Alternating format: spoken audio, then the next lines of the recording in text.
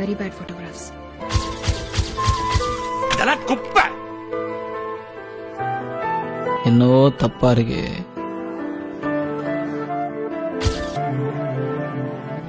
அவங்களுக்கு சட்டம் பண்ண எனக்கு வேற எதுவுமே தெரியாது Yamini.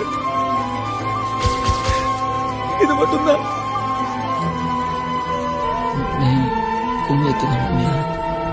And the award goes to Karthik Swaminathan from India. இந்த அவார்டு, இந்த கைத்தட்டுறதெல்லாம் என் ஒய்ஃபுக்கு தான் போய் சேரும். அவ இரும்பு மனுஷன்.